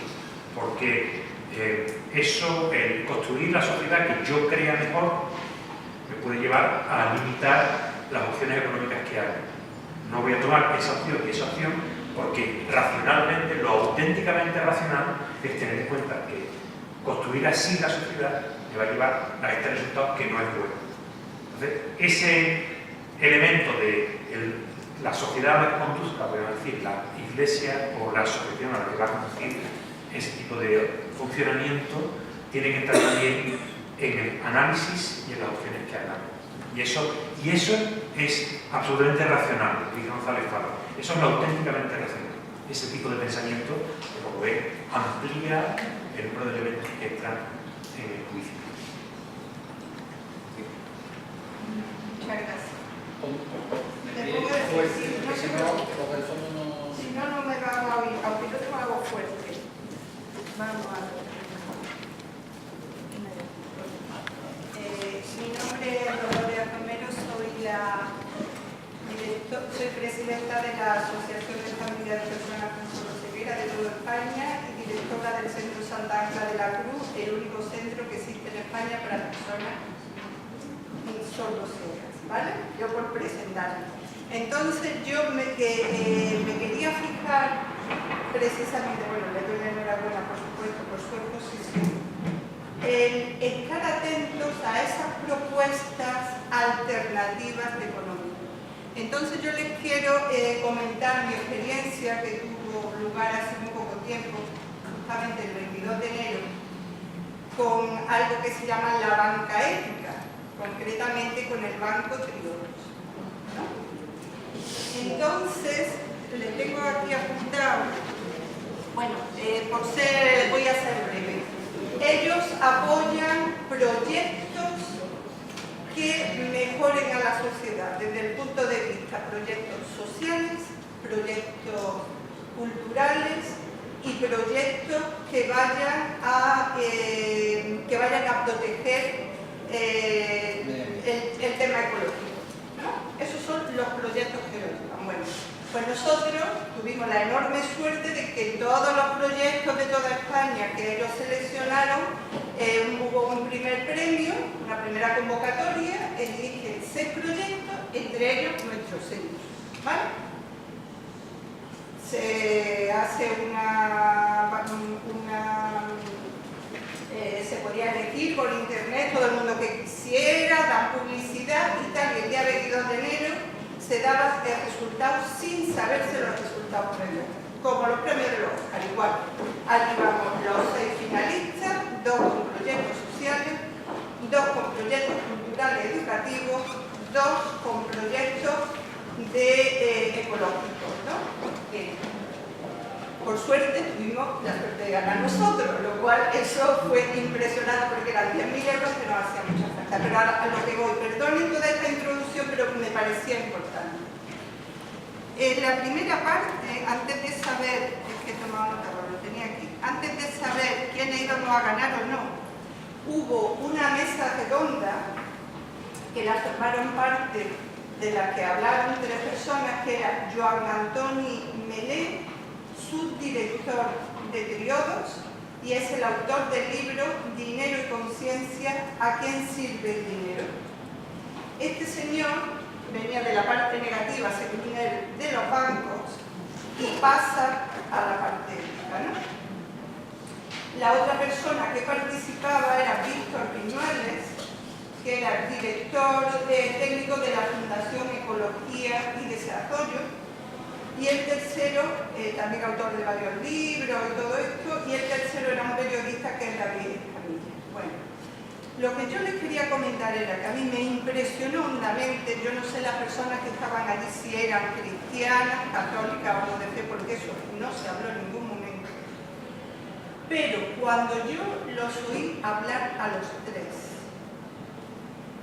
cuando yo vi las preguntas que le hicieron personas, empresarios que estaban allí y que le hacían preguntas al respecto, y cuando yo vi la emoción de otros de los proyectos que eran de ecología y tal, eran muy interesantes, pero que realmente no necesitaban el dinero, y vieron que habíamos ganado nosotros, yo pensé, le di muchas vueltas, y me invadió una enorme alegría porque yo pensé, bueno, lo que yo estoy oyendo aquí, solamente en los ambientes cristianos más progre he oído algo parecido. Y mientras haya todo este tipo de proyectos en la sociedad, podemos tener esperanza de que el mundo cambie y que el reino de Dios, predicado por Cristo, se vaya imponiendo. Entonces se los quería comentar porque para mí fue una impresión enormemente fuerte, enormemente y sumamente agradable, y concretamente después cuando estuve hablando con el subdirector, con Joan Antoni Melé, subdirector de Triodos Bank, y me dice, qué pena, cuántas personas, cuántas empresas se han ido a la ruina en España porque ellos no nos conocían a nosotros ni nosotros a ellos, porque tenemos mucho dinero para dar créditos. Y les pongo un ejemplo. A nosotros nos costó mucho y nos está costando mucho sacar adelante el centro. No se lo pueden ustedes ni figurar. Pero me llamó la atención, primero que nos quisieron ayudar cuando nadie daba crédito, que ya que sí. Pero me llamó especialmente la atención este año, ya le digo en octubre o así, que me llaman del banco para decirme, oye, ¿cómo vais económicamente? Porque resulta que tenemos mucho dinero ahora mismo para créditos y si vosotros lo necesitáis, os vamos a dar más y además os vamos a bajar el interés. Entonces, yo quería comunicar esto. Me dan ganas de invertir dos ahora mismo.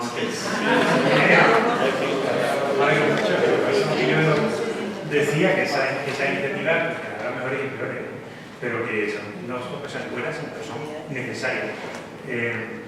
Vamos, de lo que el espíritu, ¿saben? Bueno, creemos que el espíritu trabaja y no se limita, no lo agarra a los límites de la iglesia, que la humanidad también sea. Por otra parte también, bueno, de la tradición, la mejor tradición católica están las cajas de ahorro, que también es una forma de estar en el sistema financiero, como el esfuerzo de. Luego han tenido su desarrollo por otra dirección.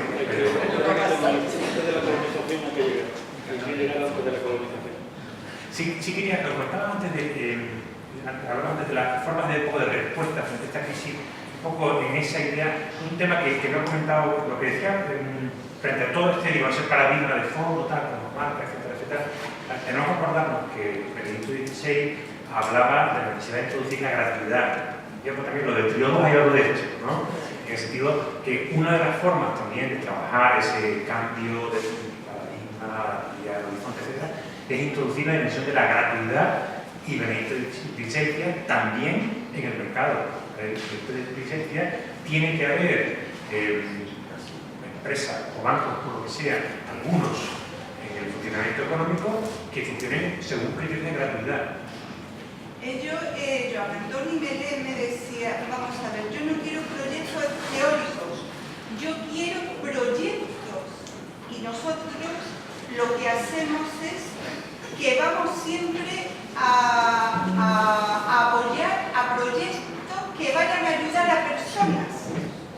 Yo quiero que el dinero ayude a personas, no teorías, no eso, a personas concretas, ¿no? Entonces, me parece que, bueno, que el tema es por lo menos esperanzador. Sí, yo quería preguntar una cosa. Gracias por su intervención.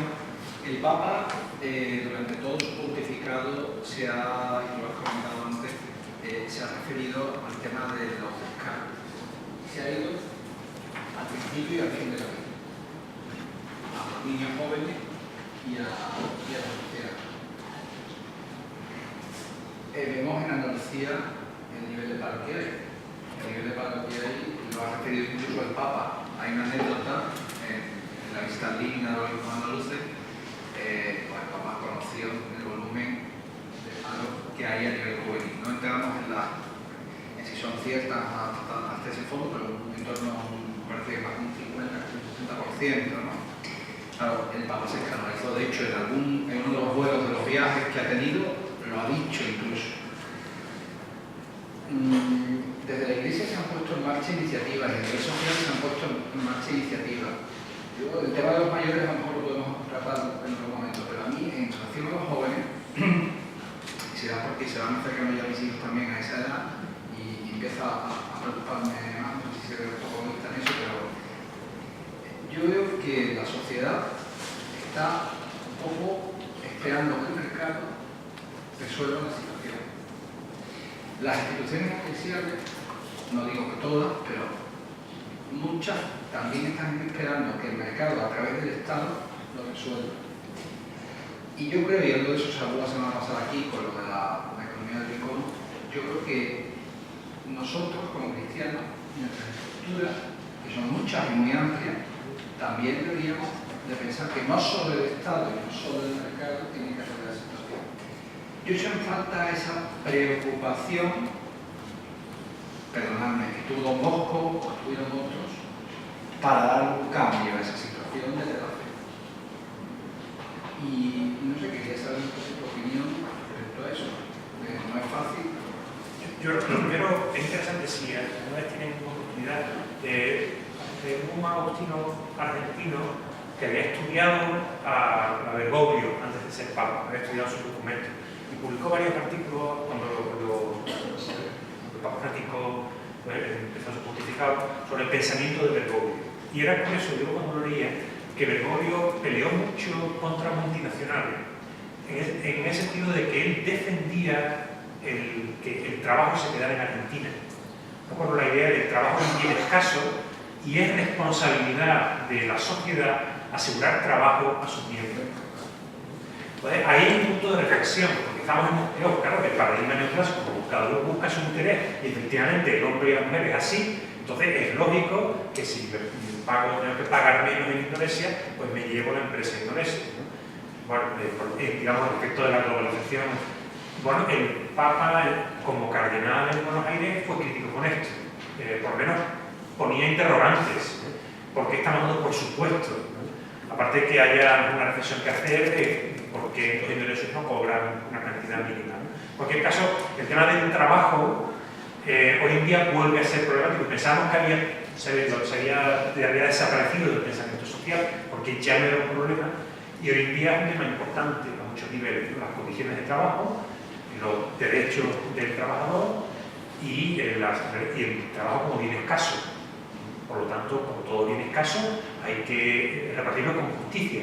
Hay un criterio de justicia social que hay que tener en cuenta, ¿no? Entonces hay un campo de reflexión ahí interesante, pero que requiere un trabajo, por lo menos poner en cuestión a algunas ideas que a lo mejor damos por hechas y que a lo mejor tienen que serlo tanto, ¿no? Y eso es un primer punto. Ahora, yo creo también que dentro, como decía también, en el tiempo intermedio hay que funcionar. Entonces, ¿qué hacer? Bueno, yo creo que aceptar también parte de las reglas del juego y tener en cuenta el tema de la formación. Parece ser el mundo globalizado descarta por la formación. El que no está bien formado se queda fuera. Y el problema es que yo, por ejemplo, y si hay el tema de justicia, que a día de hoy muchas veces, por lo menos en España, al tener una calidad suficiente en la formación, a veces pues, requiere unos recursos de personal y familiares grandes, ¿no? Porque hay que completar lo que no me llega, tengo que completarlo por otro lado. Entonces yo creo que ahí la Iglesia, un trabajo que me parece muy realista, aparte de denunciar, buscar alternativas, etc., un trabajo muy realista es ofrecer información de mucha calidad, tanta calidad como sea posible, en por los más pobres, ¿no? Y de alguna manera, bueno, pues esas villas miserias que empieza a haber en Sevilla y en tantas ciudades, pues que los chicos jóvenes de esas villas miserias tengan acceso a una formación que les permita incluirse, ser incluidos en una sociedad global, que es una formación muy exigente, efectivamente, informática, inglés, bueno, buena cultura general, matemática, eso requiere muchas cosas, ¿no? Entonces que la Iglesia intente asegurar eso, empezando por acercándose también al necesitado. Y eso ya se está haciendo y muy bien.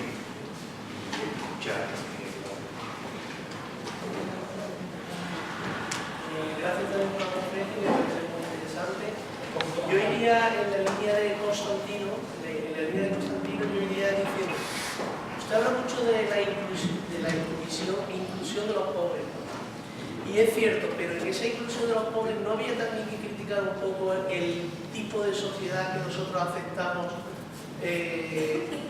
como normal. O sea, nosotros damos por derecho, por evidente que tenemos que tener derecho a un cierto bienestar económico, ¿no? Hay, por ejemplo, hoy día en la iglesia es una cosa muy normal la atención a la vida religiosa de las personas mayores, por ejemplo, y se están construyendo grandes centros geriátricos, ¿vale?, de gran atención médica, por ejemplo, pero no se acepta a lo mejor, no sé, lo que una familia normal y corriente puede hacer con sus abuelos, ¿no? Es decir, bueno, nosotros vamos a la seguridad social y allí se la atiende dentro de lo que se puede, no hay seguros privados, no hay... O sea, no hay también que hacer una crítica a cierto tipo de vida en la cual evidentemente también genera pobreza por otro lado. ¿Se entiende por dónde voy la pregunta? Sí, el uso de los recursos sería un poco, ¿no? Hombre, yo creo que cuando hablamos de inclusión social, creo que muchas veces hay la pregunta, queremos que los otros pobres vivan como nosotros. Y en el fondo es que también a lo mejor tenemos que aceptar que tenemos que vivir de otra manera. Sí, yo estaría de acuerdo. Desde luego, la denuncia que hace aquí también el Papa Francisco de la idolatría del dinero, de las referencias que ven a por ejemplo de consumo, que lo rechazo como el consumo, ¿no? Creo que todo ese paradigma cultural que les decía, llega un momento que cuando se va extendiendo, al final, pues si yo, al fin y al cabo, tengo que entender que una persona que solo por su propio interés, claro, mi interés es estar cómodo y vestir bien y tener eso que me gusta, entonces acabo asumiendo una forma de vida con una serie de necesidades creadas que realmente no lo son. Y eso es, bueno, eso es rechazable en ese sentido, ¿no? Ciertos elementos del nivel de vida que damos como necesarios hoy en día que a lo mejor no lo son, ¿no? Por otra parte, dan todas las teorías de crecimiento actualmente, que yo creo que tenemos mucho que aprender de ellas, que no por qué tenemos que vivir con tanto, ¿no? También que el mundo no puede sostener a miles de millones de personas, que todos teniendo su casa, su coche, su televisión de plasma, su PlayStation, los niños con los trajes y los juguetes, eso no puede sostener el planeta, ¿no? O sea, que hay razones también éticas para sostener un nivel de vida menor. También Ignacio Ellacuría hablaba de una civilización de la pobreza, o sea, desarrollar una civilización que descubra el valor de la pobreza, en el sentido de vivir con menos, un valor que la tradición cristiana también lo es, pero una forma de mayor plenitud humana, ¿no? Por diferentes lados se puede ver, ¿no? En cuanto te hablo, por ejemplo, de los mayores, yo el otro día leía que, de hecho, por ejemplo, la ley de dependencia es un modelo interesante que luego no ha funcionado por empezar por falta de recursos. Y luego porque la aplicación y el uso que la gente ha hecho de la ley a veces, sí, por eso se ha estado a triquiñuelas, ¿no? Pero como modelo, era decir, bueno, pues, que las personas puedan mantener, seguir viviendo sus condiciones normales y simplemente prestarles una asistencia por medio de más, no que el Estado se haga cargo, sino que empresas concretas o particulares ofrezcan una serie de servicios limitados para apoyar a esas personas en las necesidades que tienen. Era un modelo interesante, bastante bien pensado. Luego la práctica también ha demostrado problemas que había que mejorar. Y bueno, ya por ahí pueden ir las cosas, ¿no? Cuando decimos no hay recursos para la independencia, bueno, no tendría que haberlo. Y cuando quitar otro lado, vamos por ahí porque eso puede merecer la pena. Bien usados.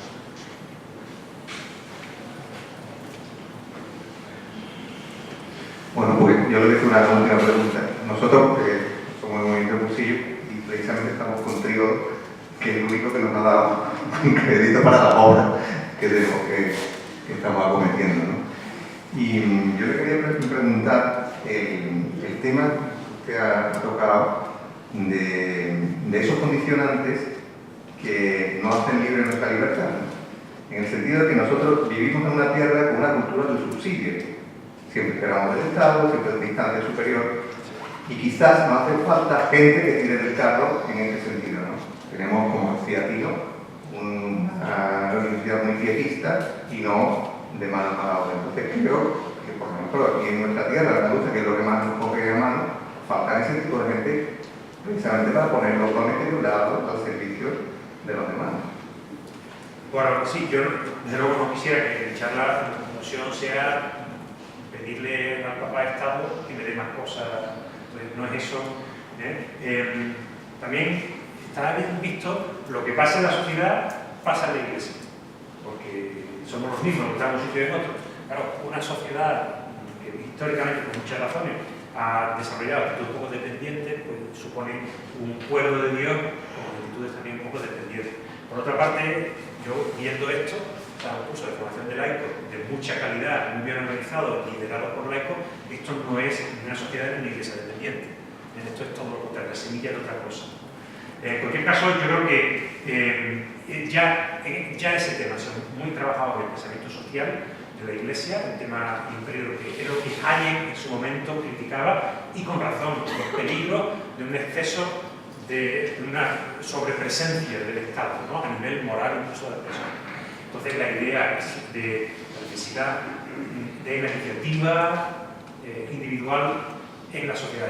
Lo que hablaba, por ejemplo, Benedicto XVI, de la necesidad de que tiene que haber tres actores funcionando. Tiene que haber mercado en la sociedad, tiene que haber Estado, pero tiene que haber también particulares y asociaciones, porque desde nuestra visión del hombre actuamos en la sociedad en grupo, en comunidad, asociación, ONG, como lo queramos llamar, ¿no? Entonces, el mismo esfuerzo, por ejemplo, el valor del trabajo de la Iglesia en la situación de crisis está en que es la preocupación de los particulares asociados, agrupados, en este caso agrupados por su fe, por atender una necesidad. Eso es todo lo contrario a la dependencia, es la proactividad. Me preocupa mi sociedad, andaluza y sevillana, hago algo. No me quedo de brazos cruzados esperando que el Papa Estado lo solucione. Lo que me preocupa, hago algo. Y es mi fe la que me mueve. Y eso es una sociedad activa y que se responsabiliza de su propio futuro. Pues muchas gracias. Una palabra breve, agradecer al profesor Villagrán, a las personas que me han acompañado en la mesa, responsables de los movimientos que han coordinado esta sesión, y también al Centro Arupe. Y bueno, yo no sé si seremos esa minoría que dice el Papa, pero por lo menos el profesor Villagrán ha dicho al final algo que es importante. No esperemos todo del Estado ni del mercado, pongámonos en camino. Eso solo lo hacen las personas, independientemente de los grupos que pertenezcan, ¿no? Incluso si tienen fe o no, como decía. Pero con los que no tienen fe también tenemos que trabajar, y mucho, porque nuestra misión es evangélica y tiene que hacerle llegar el reino de Dios a ellos a través de los medios que nosotros ponemos. Bueno, yo agradecer a todos la presencia, darles las gracias, decirles un apunte solo. Este programa estaba previsto que la semana que viene, el día 5, tuviéramos la siguiente sesión, la tercera sesión. La sesión que se denominaba Las redacciones nuevas que genera Jesucristo. Y era el vicario general de Pastoral de Granada, que yo conocerá, a Blas Gordo, pues que era el que nos espero. Ese día sabéis que hay aquí en el Centro de Estudios Teológicos las jornadas de teología que se hacen anualmente. Nos ha parecido mejor que con un acuerdo pues darle su peso a las jornadas y trasladar esto un poco más adelante, y el vicario de Granada, el vicario general de Granada, pues ha tenido a bien hacerlo, y yo creo que es de justicia darle la preeminencia a las jornadas de estudios teológicos, ¿no? Entonces, el día 26 tendremos una sesión a las 7 de la tarde, y hasta entonces pues agradecer la presencia, los tiempos de la misa, y 26 de marzo, se anunciará expresamente. Y nada, si quieres, terminamos bien y terminamos lo que estamos una vez